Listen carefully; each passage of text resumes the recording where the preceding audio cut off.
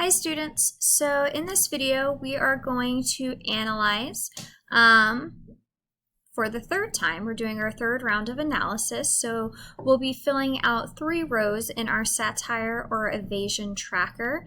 I'm going to help you with the first one, and you guys will actually be doing the next 2 on your own this time around. So let me go ahead and open up my presentation. All right, and so just as a reminder, remember that The Adventures of Huckleberry Finn is a satire of slavery and the failures of the Reconstruction period. This means that it is ridiculing slavery and the failures of the Reconstruction period through mockery, parody, sarcasm, and through other satirical devices. And so it's up to you to decide whether this satire by Twain is successful or if it's so evasive that he's actually written an offensive novel. All right, so if you could go ahead and read this excerpt from chapter 14, and then we'll go ahead and fill out our evasion tracker. So go ahead, pause, and give this a read.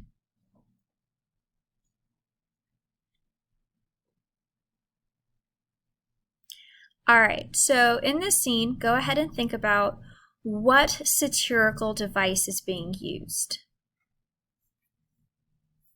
So the satirical device being used is situational irony. Let's talk about why.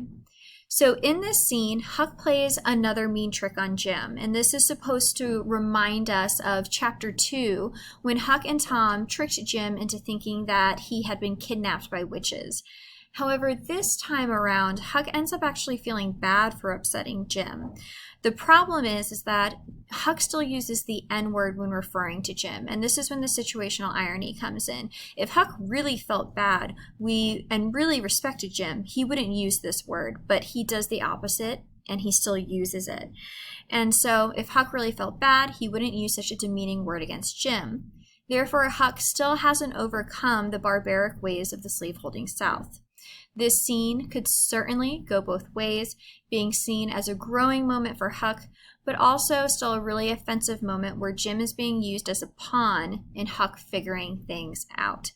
And so this student in the student sample sees it both ways. And so you need to make your own decision, understand what's going on here, put this in your own words with your own opinion, and decide whether this is satire or evasion at work here. And so this is your example for this round, and you have 2 scenes that you're going to do on your own. So this first one is about Emmeline Grangerford, and I've highlighted in yellow where some of the most obvious satire is occurring to kind of help you out.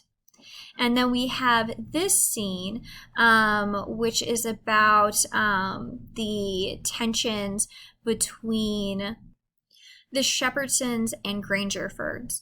And to give you a hint for this one, this is actually making an allusion to Romeo and Juliet. So you might have seen that on your own, but it's also pretty tough to see. So if you missed it, you're not alone at all. But hopefully you read Romeo and Juliet your freshman year. You know that in that Shakespearean play, it's about kind of this ongoing war between 2 families. Romeo and Juliet, they fall in love despite the fact that their families hate each other so much. And this part of the novel is mimicking that storyline. So that should hopefully give you a place to start. Interestingly, both of these scenes have nothing to do with Huck or Jim.